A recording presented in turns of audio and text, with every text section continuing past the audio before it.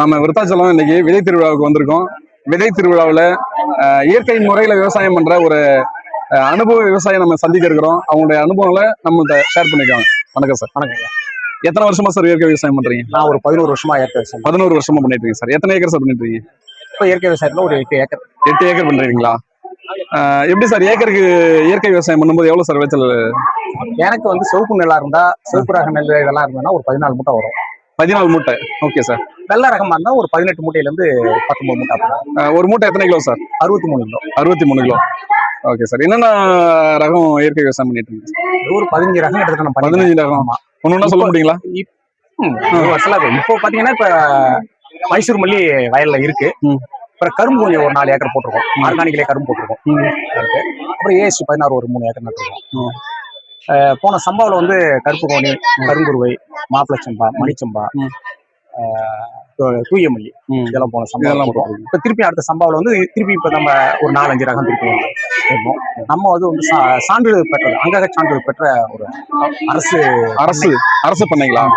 அரசால் அங்கீகரிக்கப்பட்ட பண்ணை, ஒரு இயற்கை விவசாய தொழில் பண்ணை. ஆமா, வெரி குட் சார். இப்ப எத்தனை இது இப்ப ஒரு ஏக்கருக்கு 16ல இருந்து 17 மூட்டை 20 மூட்டைன்னு சொல்லிருக்கீங்க. உரம் மேலாண்மை எல்லாம் எப்படி சார் பண்ணுங்க? என்னோட வயல்ல வந்து உரம் மேலாண்மை கிடையாது. எந்த இதுவுமே நான் கொடுக்க மாட்டேன். இப்போ நாங்க வந்து இப்ப ஆரம்பிச்ச முதல்ல ஒரு 4-5 வருஷம் பாத்தீங்கன்னா பஞ்சகாவியா, ஜீவாமிர்தம், மீனமிலம் இதெல்லாம் நம்ம கொடுத்துட்டு இருந்தோம். இப்போ வந்து நம்ம எதுவுமே வயல்ல கொடுக்கறது இல்லை. நம்மளோட வேலை என்னன்னா உழுவோம், மிஷின் வச்சு நட்டுருவோம், இயந்திரம் வச்சு நடவு செஞ்சுட்டு அதோட விட்டுருவோம். முடிந்தா ஒரு தடவை களை எடுப்போம். கருப்பு கவுனி, நம்ம மாப்பிளை சம்பா, கருங்குருவை இதுக்கெல்லாம் களை எடுக்கிறதே கிடையாது. அதெல்லாம் அப்படியே விட்டுருவோம். மற்ற இந்த வெள்ளை ரகத்துக்கெல்லாம் களை எடுப்போம். ஏன்னா வெள்ளை ரகம் கொஞ்சம் களை எடுத்த பிறகுதான் வளர்ந்து வரும். இதெல்லாம் வந்து கொஞ்சம் சீரா தான் இருக்கும். ஆனா மழை பெஞ்சுன்னா டக்குன்னு களையை மீச்சிட்டு இது மேலே வந்துடும். அதனால வயல்ல வந்து நாங்க வந்து இறங்குற வேலையே கிடையாது. இப்ப 11ஆவது வருஷம் முடிய போகுது. இந்த இப்ப அறுவடை பண்ணிட்டோம்னா 11 வருஷம் முடிஞ்சு. இந்த ஒரு 4-5 வருஷம் தான் அந்த இடுபொருள் எல்லாம் கொடுத்தோம். இப்ப எதுவுமே நம்ம வயல்ல கொடுக்கறது இல்லை. ஏன்னா வயலை வந்து அந்த அளவுக்கு நம்ம மாத்திட்டீங்க. ஆமா, ஓகே. அதனால எந்த பஞ்சகாவிய ஜீவாமிரம் எதுவுமே நம்ம கொடுக்கறது இல்லை. புரியுது. எல்லாமே வந்து இயற்கையா நம்ம அப்படியே பண்ணிட்டோம். களைச்சு கூட நாங்க நடமாட்டோம். களைச்சு கூட அப்படியே திட்டு விழுந்துன்னா திட்டுறா. நீங்க வயல்ல வந்து நீங்க இப்ப கூட வயல்ல இருக்கு, நீங்க வந்து வேணா நேரடியா பாக்கலாம். அதுபோல கரும்பும் அப்படிதான். கரும்பு என்ன பண்ணுவோம்னா, கரும்புக்கு வந்து மீனமிலம் கொடுப்போம், ஜீவாமிர்தம் கொடுப்போம், பஞ்சகாவியா கொடுப்போம், தரை வழியாவும் தண்ணி வழியா நீர் வழியா கொடுப்போம், கைத்தெளிப்பன் மூலமா கொடுப்போம். அப்புறம் கொஞ்சம் புண்ணாக்கு போட்டு மண்ணடிச்சு ஜனங்களை வச்சுதான் களை எடுப்போம். இதை வச்சு கரும்பு வந்து நாங்களே வந்து ஆளை வச்சு நாங்களே நாட்டு சர்க்கரையும் தயார் பண்றோம். நாட்டு சர்க்கரையில கூட எந்த கலப்படமும் பண்ண மாட்டீங்க. ஓகே, அவ்வளவுதான் நம்ம. இப்ப சார், இப்ப இந்த உரம் சொன்னீங்களா, பஞ்சகாவியா, மீனமிலம், ஜீவாமிர்தம், பஞ்சகாவியானுடைய செயல்பாடுகள் என்ன சார்? பஞ்சகாவியில வந்து தழைச்சத்து வந்து 70% தழைச்சத்து, 30% வந்து பூச்சி விரட்டியா அது பயன்படும். ஆமா, அதனால அதுல வந்து தழைச்சத்து உங்களுக்கு கிடைக்கும். மத்த சத்து இருக்கு, மணிச்சத்து இருக்கு, சாம்பல் சத்து இருக்கு. ஆனா நம்ம நெல்லுக்கு வந்து பாத்தீங்கன்னா தழைச்சத்து தான் ரொம்ப முக்கியமானது. அதுல உள்ள சத்து வந்து அதிகம். அதை நீங்க வைக்கும் போது பஞ்சகாயோட இழுப்பு நீங்க ஒரு முறை நீங்க அடிச்சீங்கன்னாவே உங்களுடைய மணி வந்து நல்லா பெருசா இருக்கும், திரட்டியா இருக்கும், நல்ல இடம் வரும். இப்போ ஒரு கோணி பையில நீங்க வந்து நல்ல ரசாயன உரத்தை போட்ட ஒரு நெல்லை தூக்கி விட்டீங்கன்னா கோணி பை முழுசா வந்ததுன்னா இது முக்காதான் வரும். அந்த அளவுக்கு இடம் வரும். இந்த மீனமிலத்துல பாத்தீங்கன்னா நிறைய தழைச்சத்து வரும். அதோட எல்லாம் மீனமிலத்துல முக்கியம், மீனமிச்சீங்கன்னா 10 நாள் எலி வராது. மீன் அமிலம் அடிச்சா ஆமா, வேர் வளர்ச்சி நல்லா இருக்கும். எப்படி சார் இந்த பஞ்சகாவியை வந்து நீர் வழியா குடிப்பீங்களா, இலை வழியா குடிப்பீங்களா? ரெண்டுத்திலயும் கொடுப்போம். ரெண்டுத்திலுமே கொடுப்பீங்க. எந்த சூழ்நிலைக்கு தகுந்த மாதிரி தான். சூழ்நிலை நீர் வழியில கொடுக்க மாதிரி அந்த சூழல் இருந்ததுன்னா கொடுப்போம். இல்லைன்னா கைத்தெளிப்பான வச்சு தெளிச்சுவோம். பெரும்பாலும் இப்பெல்லாம் தெளிக்கிறதோட, ஏன்னா இப்ப அதுக்கு முன்னாடி எல்லாம் கொடுத்துருந்தோம். அதான் அந்த 4-5 வருஷம் நம்ம சொன்னோம்ல, அப்பெல்லாம் கொடுத்தோம். இப்பெல்லாம் வந்து நீர் வழியில கொடுக்கறதே வந்து நம்ம இது பண்றது இல்லை. எல்லாமே கைத்தெளிப்பாங்களை வச்சு மேல சோலையில படுறதுதான். ஏன்னா அந்த சோலையில படும்போது பாத்தீங்கன்னா உடனே அது ஊக்கியா பயன்படுத்தும். ஒரு 24 மணி நேரத்துல அதோட வேலையை வச்சுங்க. நீங்க வேற வந்து ரசாயனம் நீங்க பயன்படுத்தினா கூட 24 மணி நேரத்துல எந்த இதுவும் உங்களுக்கு மாற்றம் தெரியாது. புரியுது. 7 நாள் வச்சுதான் நீங்க ஒரு யூரியா போட்டீங்கன்னா 7 நாள் வச்சுதான் பயிர் வந்து மாற்றம் தெரியும்.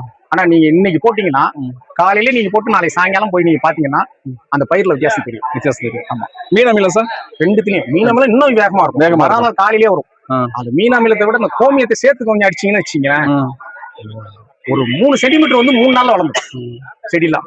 ஜீவாமிர்தம் வந்து பெரும்பாலும் வந்து தரையில கலந்து விடுறதுதான். அது ஜீவாமிர்தத்தோட நோக்கம் என்னன்னா, தரையில இருக்கிற நுண்ணுயிர்களுக்காக ஒரு தீவனமா தான் அதை பயன்படுத்துறோம். அது இது பண்ணி அதோட எச்சத்துல நம்மளுடைய வேர் வளர்ச்சி வந்து அதிகமாகும். அதுதான் ஜீவாமிர்தத்தோட இது. அந்த இதுலதான் நம்ம ஜீவாமிர்தம் நம்ம வந்து பண்றோம். Okay sir. இந்த ஜீவாமிர்தனுடைய மூலிகை பொருள் என்ன, பஞ்சகாவியனுடைய மூலிகை பொருள் என்ன, மீனமிலம் மூலிகை பொருள் என்னன்னு சொன்னீங்கன்னா மீன் அமிலத்துல ஒண்ணும் இல்லைங்க. ஒண்ணு மீன் நாட்டு சக்கரை, இல்ல மீன் கழிவு நாட்டு சக்கரை, எடைக்கு எடை எதுவா இருந்தாலும் இதுதான் மீன் அமிலத்தில். ரெண்டுத்தையும் 5 கிலோ மீன் கழிவுனா 5 கிலோ நாட்டு சக்கரை, அவ்வளவுதான். அதுல தண்ணியோ எதுவும் ஊற்ற விட அப்படியே போட்டு நல்லா கலக்கி நல்லா இருக்க மூடிடணும். அதுல இருந்து காத்து வெளில போகக்கூடாது. ஏன்னா காத்து உள்ள வெளில போயிட்டு இருந்தோம்னா வண்டு சீக்கிரம் புழு வரக்கூடாது. அதனால ஃபுல்லா வந்து அந்த ஏர் டைட்மாங்க, அந்த ஏர் டைட்டை வந்து போட்டு கரெக்ட் பண்ணணும். முடிஞ்சதுன்னா செலபன் டேப் போட்டு ஒட்டிடணும். ஒட்டிட்டு குறைஞ்சபட்சம் ஒரு 25 நாள், அதிகபட்சம் எவ்வளவு நாள் வேணாலும் எவ்வளவு நாள் நீங்க வச்சிருக்கீங்களோ அவ்வளவு நாள் அதோட வீரியம் அதிகம். மீனமிலம் அதே போல பஞ்சகாவியா. பஞ்சகாவியால வந்து முக்கியமான பொருள் வந்து மாடுதான். மாட்டு சாணம், கோமியம், பால், தயிர், மோர், இந்த 5 தான் வந்து பஞ்சகாவியா. ஆனா இதுல என்ன பண்ணுவோம்னா நம்ம கொஞ்சம் நொதித்தல் அதிகமா இருக்கணுங்கிறத சில பொருள் எல்லாம் நம்ம சேர்க்கிறோம். அதாவது வாழைப்பழத்துல வந்து பொட்டாசியம் அதிகமா இருக்கு. நம்ம வயலுக்கு வந்து பொட்டாசியம் தேவைப்படுது, அதனால வாழைப்பழம். அப்புறம் இனிப்பு வந்து வேணுங்கிறத கரும்பு ஜூஸ், இல்லைன்னா நாட்டு சக்கரை. அப்புறம் வந்து கொஞ்சம் நீராற தண்ணி, அதை கொஞ்சம் சேர்த்துக்கலாம். இளநீ தண்ணியில வந்து சல்பர் அதிகமா இருக்கு, அது நெல்லுக்கு தேவை. இந்த 4ஐயும் அதுல சேர்க்கும் போது இது பஞ்சகாவியம் வந்து நவகாவியம் ஆயிடும், இல்லைன்னா மேம்படுத்தப்பட்ட பஞ்சகாவியா இப்படி கூட வச்சுக்கலாம். இதை நீங்க வந்து பெரும்பாலும் கைத்தளிப்பான். உங்களுக்கு பயிர் வந்து இப்ப ரொம்ப நட்ட உடனே மழை பெஞ்சிரும், அப்படியே பயிர் எல்லாம் படிஞ்சு போய் நிற்கும். அந்த நேரத்துல நீங்க வந்து தரை வெயில விட்டீங்கன்னா தூக்காது. உடனே நீங்க கைத்தளிப்பான்ல அடிங்க, 2 நாள்ல பயிர் தூக்கி எழுந்துரும். அதான் அந்த சூழலுக்கு தகுந்த மாதிரி அதை நம்ம முடிவு பண்ணும். Okay sir. அப்ப நீங்க வந்து இப்ப நான்லாம் வந்து ஆரம்பத்துல பாத்தீங்கன்னா ஒரு 400 ml தான் அடிச்சு, ஒரு 16 லிட்டர் ஸ்ப்ரேயர் அப்படின்னா அதுக்கு 400 ml தான் போட்டேன். ஆனா கொஞ்சம் கொஞ்சமா என்னோட இதை வந்து நான் அதிகரிச்சு பார்ப்போமே அப்படின்னா 1 லிட்டர் அடிச்சா நல்லா திருப்தியா இருக்கும். ஆனா நம்ம மக்கள்லாம் 400 300 இப்படிதான் சொல்லிட்டு இருக்காங்க. நான் 1 லிட்டர் அடிச்சு பார்த்துட்டேன். 1 லிட்டர் அடிச்சு திருப்தியா இருக்கு, எந்த பிரச்சனையும் இல்ல. ஒரு ஏக்கருக்கு 1 லிட்டர், ஒரு ஸ்ப்ரேயருக்கு 1 லிட்டர். அப்பனா எனக்கு மேக்ஸிமம் 6 ஸ்ப்ரேயர் 7 ஸ்ப்ரேயர் போகும். 16 லிட்டர் டேங்க். ஓகே. அதுல வந்து 7 லிட்டர். அதே போல மீன் அமிலமும் அப்படிதான் 300 400 இப்படியே கொஞ்சம் கொஞ்சமா அடிச்சு பாத்துருக்கீங்க. எல்லாத்தையும் நீங்க வந்து ஒரு லிட்டர்ல நான் நிக்கிறேன். இயற்கை விவசாயம் அங்கீகரிக்க பண்ணைங்கிற அடிப்படையில எல்லாத்தையும் ஆராய்ச்சி பண்ணி பாத்துட்டு நம்ம நிக்கிறோம். கண்டிப்பா 1 லிட்டர்ல. அதுல வந்து நம்ம இதுல என்ன பண்றோம்னா இன்னும் கோமியம் வந்து அதுல கலக்குறோம். அதாவது கோமியம் இப்ப பஞ்சகாவியால கோமியம் கலந்துருக்கிறோம். ஆனா தனியா 1 லிட்டர் கோமியத்தை ஊத்துறோம். ஜீவாமிர்தம் சார்? ஜீவாமிர்தம் ஒண்ணும் கிடையாதுங்க. மாட்டு சாணம், மாட்டு கோமியம் ரெண்டையும் கலந்து வச்சுக்கணும். அதுல நம்ம மண்ணு இருக்குல்ல, நிலத்து மண்ணு, அதுல இருந்து கொஞ்சம் எடுத்து போடுறோம். ஏன் அதை எடுத்து போனா அதுல நுண்ணுயிர்கள் நிறைய இருக்கும். அப்ப இதுல போடும் போது அந்த 7 நாள் நம்ம வச்சிருக்கும் போது நுண்ணுயிர் பல மடங்கு தெரியும். அதுல போட்டு அப்படியே கலக்கி ஒரு 7 நாள் வச்சு நம்ம தரை வழியில விட்டோம்னா அது நல்லது. அதாவது ஒரு ஏக்கருக்கு ஒரு 40 லிட்டர் 50 லிட்டர் 100 லிட்டர் விட்டாலும் ஒன்றும் ஆகாது. நம்மளுடைய செய்யும் திறன் வந்து எந்த அளவுக்கு இருக்கும் அந்த அளவுக்கு நம்ம ஜீவாமிர்தம் விட்டுட்டே இருக்கலாம். ஏன்னா அந்த ஜீவாமிர்தம் விடுறது முக்கியம் வந்து மண்புழு வளர்க்கறதா. அது வளர்ந்து அது வழியா வந்து அதனோட எச்சம் தான் வேறு வளர்ச்சி வந்து தூண்டி மண்ணை வந்து வளப்படுத்துறது. அது மண்புழு நீங்க வயல்ல போய் பாத்துருக்கீங்களா சார்? என்னோட இதெல்லாம் மண் வந்துடும். அப்படியா? ஆமா. மண்புழு வந்து எட்டு தப்பா இருக்கும் நம்ம இதுல. ஏன்னா நம்ம 10 வருஷம் 11 வருஷம் போய் மண்ணை மாத்திட்டீங்க, இயற்கை விவசாயத்தை மாத்திட்டீங்க. நம்ம இதெல்லாம் வந்து மண்புழு அவ்வளவு இருக்கும், நட்டை இருக்கும், அதெல்லாம் இருக்கும். நம்ம இதெல்லாம் நிறைய இருக்கும். Okay sir. இப்ப 10 ஆண்டு காலத்துல இயற்கை விவசாயத்தை சிறப்பா பண்ணிருக்கீங்க. ஆனா ஒரு ஏக்கருக்கு வந்து 17ல இருந்து 20 மூட்டை அப்படின்னு சொல்லியிருக்கீங்க. அது எந்த அளவு சார் உங்களுக்கு லாபத்தை கொடுக்குது? இல்ல அது எப்படி விற்பனை உங்களுக்கு போதுமானதா இருக்கிறதா, இல்ல வேற என்ன வழியில அதை வந்து வருமானத்தை அதிகரிக்கிறீங்க? உழுதவன் கணக்கு பார்த்தா எதுவும் இருக்காது, அப்படிதான் அதுவும். இப்ப நான் ஒரு ஏக்கர்ல இப்ப வந்து கருப்பு கவுனி போடுறேன்னு வச்சுக்கோங்களேன், 200 ரூபாய் விற்கிறேன். ஆனா இன்னைக்கு விற்க முடியல. ஆனா அந்த கருப்பு கவுனி தான் என்னோட இயற்கை விவசாயத்தை தாங்கி நிக்குது. 200 ரூபாய்க்கு விற்கிறது தொட்டுதான். நான் வந்து தூய மொழியை 100 ரூபாய்க்கு விற்கிறேன். ஆனா அது என்னோட நட்டம். இதெல்லாம் சரி பண்ணுன்னா எனக்கு கருப்பு கவுனி தான். ஏன்னா அது 200 ரூபாய்க்கு விற்கும் போது இந்த அப்படியே பேலன்ஸ் பண்ணி அங்க போய் அந்த கருப்பு கவுனி 200 ரூபாய்க்கு வித்தேன்னா நான் வந்து இப்ப ரசாயனத்துல அதே நிலத்தை நான் பயிர் வைக்கும் போது எவ்வளவு நெல்லா நான் விற்கிறனோ அந்த அளவுக்கு இது அரிசியாவோ அவ்வளவோ மதிப்பு கூட்டுவேன். இப்ப ரசாயனத்துல நான் ஒரு ஏக்கர் போடுறேன்னு வச்சுங்களேன், ஒரு 50,000 ரூபாய்க்கு நெல் போடுறேன்னா இதெல்லாம் வந்து நான் மதிப்பு கூட்டி தானே அந்த 50,000 ரூபாய். அது ஒரு அவ்வளவு உழைக்கணும் அதுல. அப்ப அவ்வளவு உழைக்கும் போதுதான் அதுல இருந்து நான் ஜெயிச்சோம். அது உழைக்கலன்னா நான் வந்து அதாவது மதிப்பை கூட்டுறதுல உழைக்கணும். ஆமா, அதுக்காக நம்ம வந்து தனியா ஒரு வருமானம் நமக்கு வருதா அப்படின்னா கிடையாது. கண்டிப்பா சார்.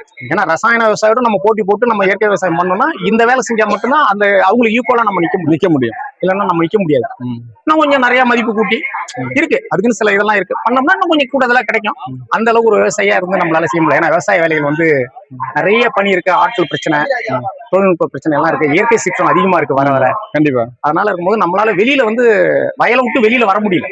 அப்படி ஒரு சூழல்ல நம்ம வந்து இன்னைக்கு இங்க ஒரு நாள் நான் இருக்கணும்னா 5 நாள் முன்னாடியே இதை திட்டம் போட்டு நாங்க அங்க வேலை செஞ்சு வச்சுட்டு வரணும். நாளைக்கு போய் திருப்பி இந்த வேலையை நாளைக்கு பார்க்கணும்.